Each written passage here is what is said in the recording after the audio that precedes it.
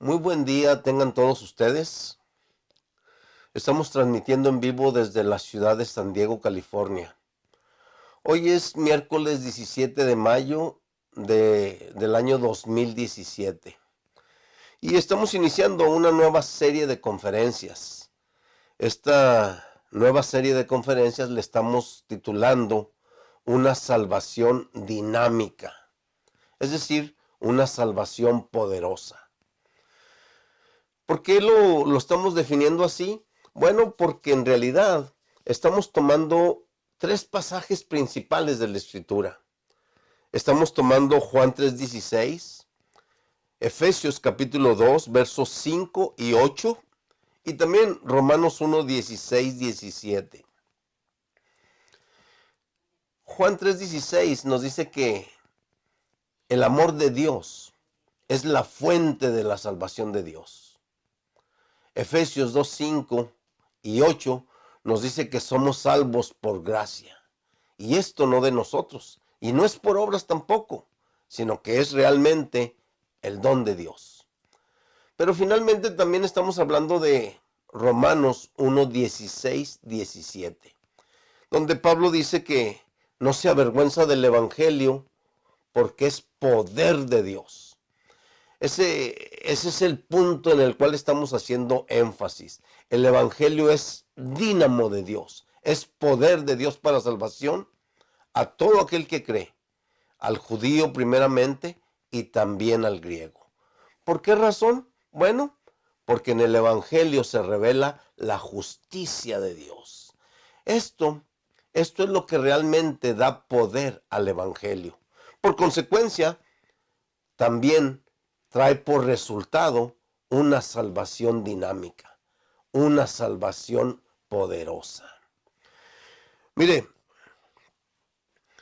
¿por qué hacemos énfasis en estos tres pasajes? Bueno, hacemos énfasis en estos tres pasajes porque realmente la Biblia debemos de entenderla de una manera integral. A veces si yo quiero hacer demasiado énfasis en un solo verso, ¿me entiende? Pues a veces no estamos tan bien balanceados o no estamos tan bien centrados. Pero cuando vemos la Biblia de una manera integral, entonces podemos ver todo el cuadro completo.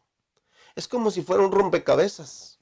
Un rompecabezas, si usted aprende a poner las piezas en su lugar adecuado, entonces usted va a ver el paisaje correcto. Bueno, la Biblia es así. La Biblia se interpreta a sí misma. Desde Génesis 1:1 hasta Apocalipsis 22:21, la Biblia se interpreta a sí misma. Es una sola. No tiene diferentes interpretaciones. Digo, es una sola la unidad de pensamiento. Es uno solo, podríamos decirlo así, la historia, ¿verdad? Es una sola novela. Es un solo plan, es un solo propósito el que se revela en la Biblia. Entonces, si nosotros queremos tener una interpretación adecuada, pues luego también, mire, por ejemplo, si nosotros queremos interpretar Juan 3:16 adecuadamente, necesitamos leer Juan 3:15, Juan 3:17, Juan capítulo 3, 21 capítulos del Evangelio de Juan y 27 libros del Nuevo Testamento con 39 libros del Antiguo Testamento. Si lo hacemos de esa manera, entonces nuestra vista estará completa y no tendrá error. ¿Sí? Bueno, por esa razón, nosotros queremos hacer énfasis en estos tres pasajes. Necesitamos verlos de una manera integral. Por supuesto, originalmente nada más eran dos pasajes, lo que era la intención original de Dios. Decimos el plan original de Dios, el plan A. Dios, o sea, de hecho, por causa de que Él amó al hombre, amó a la humanidad.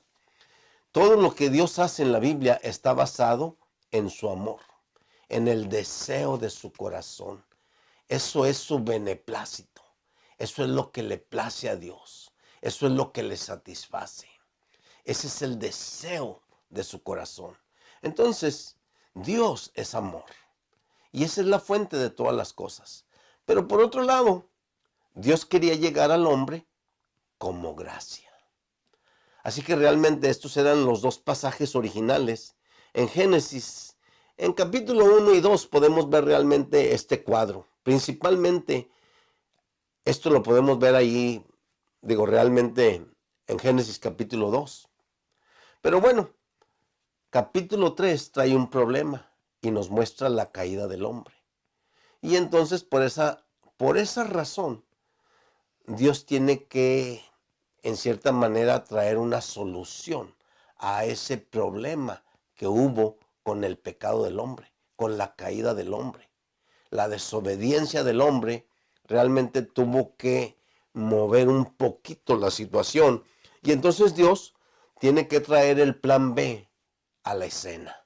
En ese plan B, ¿verdad? El punto principal es Génesis 3:21. En Génesis 3:21, ¿verdad? Dios cubre al hombre y a su mujer con túnicas de piel de cordero. ¿Por qué razón? Porque ellos se vieron desnudos y vieron que realmente necesitaban cubrirse. Se cubrieron con hojas de higuera, pero no era lo adecuado. Dios viene, sacrifica al cordero y los cubre con túnicas de piel de cordero. Eso muestra su justicia, eso muestra su redención, eso muestra la propiciación que él llevó a cabo y eso muestra la reconciliación que él estaba buscando con el hombre caído. Así que realmente, por esa razón estamos llamando una salvación dinámica, una salvación poderosa. Y pues mire, a mí me gustaría realmente enfocar esto y verlo desde Romanos 8:28 hasta el 39. Me gustaría que pudiéramos ver en este pasaje esta clase de salvación dinámica. Y es un hecho que Romanos 8:28 al 39, por supuesto, es resultado de Romanos 1:16, 17. Mire usted, fíjese, vamos a Romanos 8:28. Romanos 8:28 dice, y sabemos que a los que aman a Dios, todas las cosas ayudan para bien. Esto es, a los que conforme a su propósito son llamados. Bueno, vamos a referirnos a este punto en particular. Si estamos hablando de una salvación poderosa, de una salvación dinámica, lo primero que tenemos que decir, ¿verdad?, es que simple y sencillamente sabemos que a los que aman a Dios, todas las cosas trabajan para bien. Todas las cosas cooperan para bien. Todas las cosas ayudan a bien. Eso es maravilloso. Fíjese, si decimos todas las cosas, son todas las cosas. ¿Ve? No hay ninguna que se escape. De alguna manera, aunque parezcan negativas. Si usted considera este pasaje, puede considerar todo el hecho que sucedió con José el soñador. Con José el soñador, ¿me entiende? Parecía que todo estaba en contra de él. Todo estaba en contra de él. Pero sin embargo, todo trabajó para bien. Todo trabajó para el propósito eterno de Dios. Todas las cosas ayudan a bien. ¿Qué queremos decir? Todas las cosas ayudan a bien. A veces pueden parecer situaciones negativas, pero en realidad ayudan a bien. Nomás que mire, sí quisiera hacer énfasis en dos cosas. Vamos a decirlo así, dos condicionantes. Número uno, a los que aman a Dios. Número dos, a los que conforme a su propósito hemos sido llamados. Esas son dos condicionantes para que todas las cosas ayuden a bien. Probablemente a nosotros como creyentes, ¿me entiende? Nada más nos guste esta primera parte de que todas las cosas ayudan a bien. Pero necesitamos poner esas otras dos condicionantes. Todas las cosas ayudan a bien. ¿A quiénes? A los que aman a Dios, a los que conforme a su propósito son llamados. Entonces, mire, amar a Dios es una condicionante. ¿Usted quiere que todas las cosas le ayuden a bien? ¿Usted quiere que todo lo que sucede a su alrededor trabaje para bien, coopere para bien, ayude a bien? Bueno, eso está muy bien. Todos queremos eso. Que aunque las cosas parezcan negativas, en realidad se vuelvan positivas. Fíjese nomás, qué maravilloso. Pero hay esa condición. A los que aman a Dios. Probablemente este asunto, fíjese, mire, este asunto de amar a Dios, pues en realidad en la Biblia, fíjese, yo lo que encuentro en la Biblia es que está muy relacionado con su palabra. Fíjese, déjeme mostrarle un pasaje en Daniel. En Daniel, fíjese, le voy a leer el capítulo 9. Y voy a leer un versículo y lo voy a relacionar con algunos otros versículos. Es Daniel 9:2. Dice, en el año primero de su reinado, yo, Daniel, miré atentamente en los libros el número de los años de que habló Jehová al profeta Jeremías, que habían de cumplirse las desolaciones de Jerusalén en 70 años.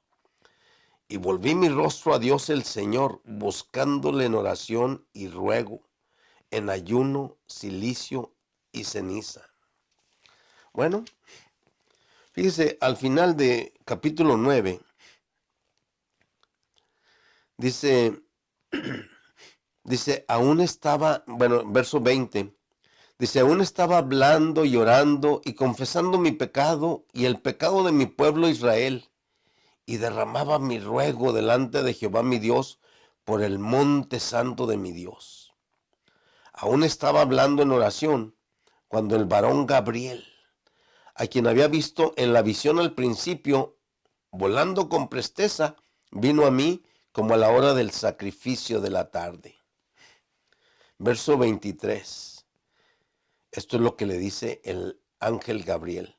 Dice, al principio de tus ruegos fue dada la orden, y yo he venido para enseñártela, porque tú eres muy amado. Wow, cheque esa palabra, porque tú eres muy amado.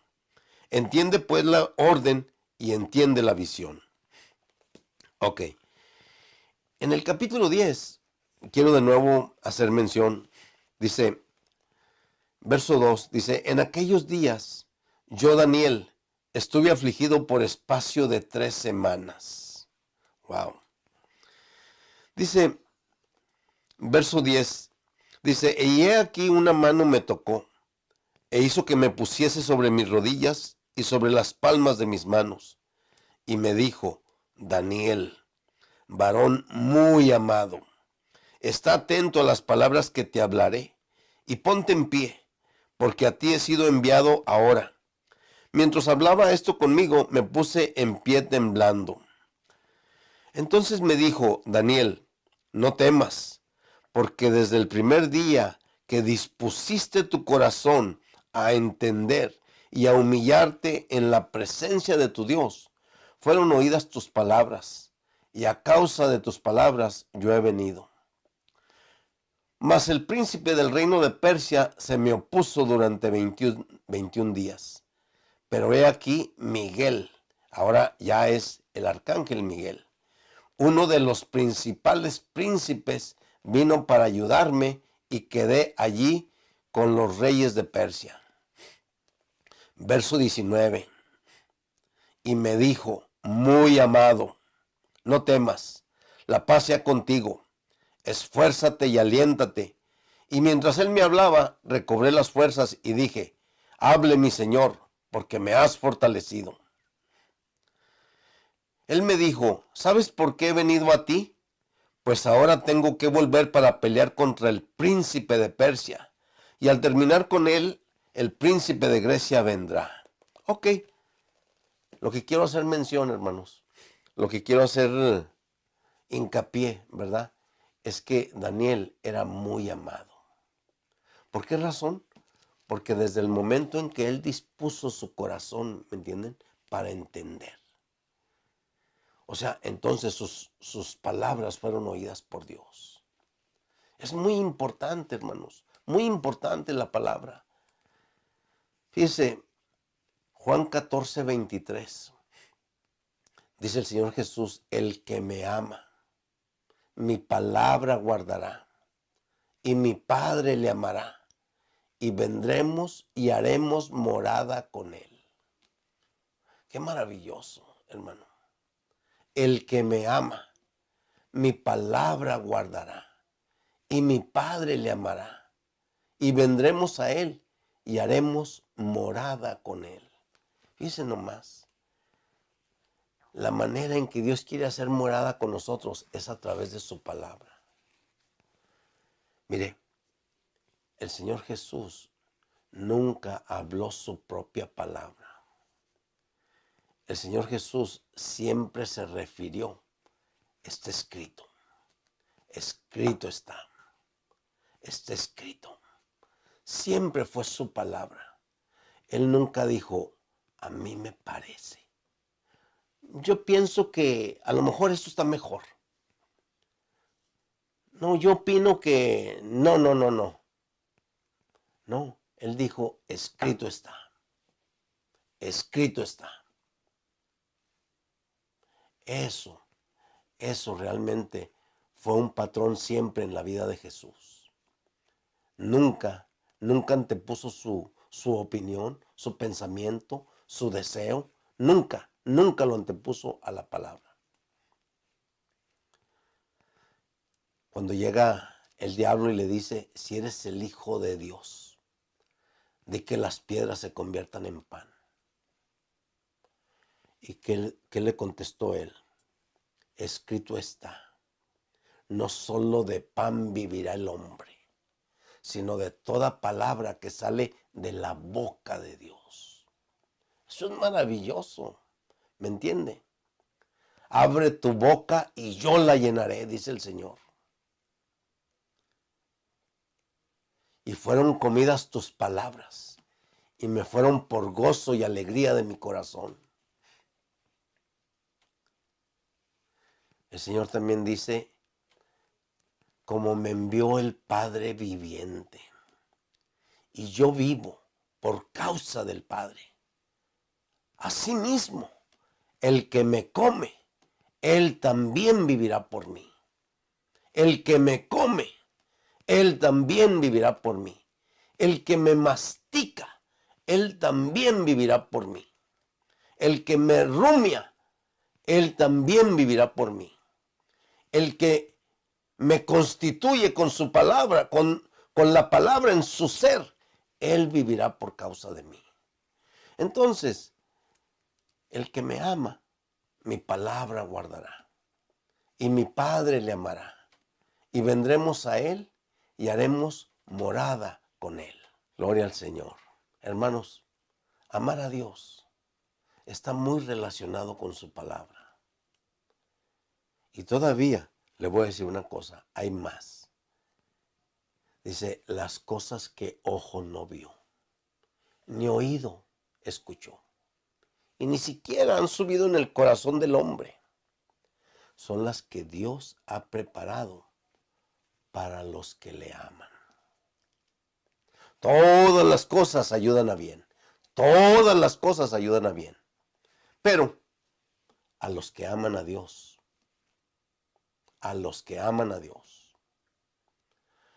quiere que todas las cosas le ayuden para bien. Quiere que todas las cosas trabajen para bien de usted. Bueno, la condición es amar a Dios.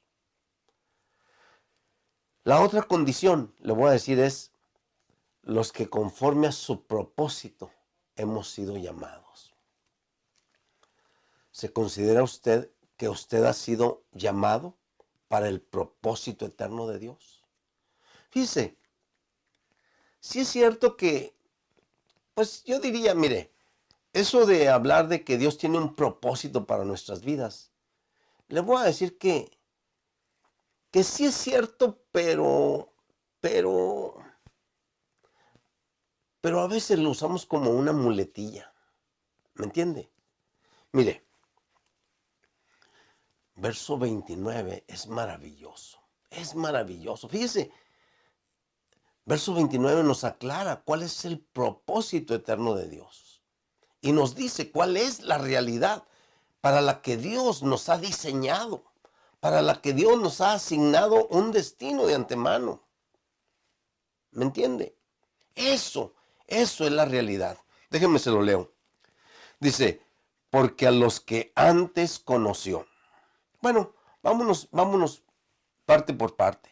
Porque a los que antes conoció. Ok, usted y yo fuimos predestinados desde antes de la fundación de los cielos y la tierra. Fuimos conocidos por Dios. Él nos escogió, Él nos seleccionó.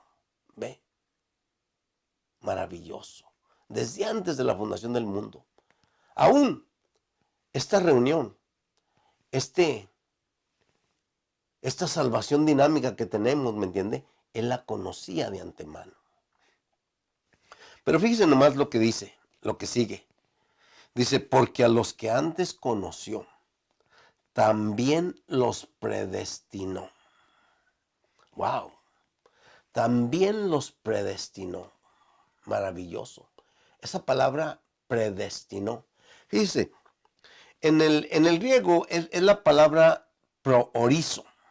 Proorizo. La palabra proorizo tiene dos raíces. Pro, es decir, de antemano.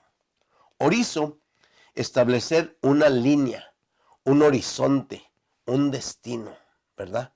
Un objetivo, una frontera. Entonces, pero la palabra en el español queda muy bien. Predestinó. Entonces, Dios, la palabra pre, quiere decir de antemano. Dios nos asignó un destino. Fíjense nomás. Entonces, cuando hablamos de esto, ¿me entiende? Ya no hay lugar a dudas en el sentido de cuál es el propósito de Dios para nuestra vida.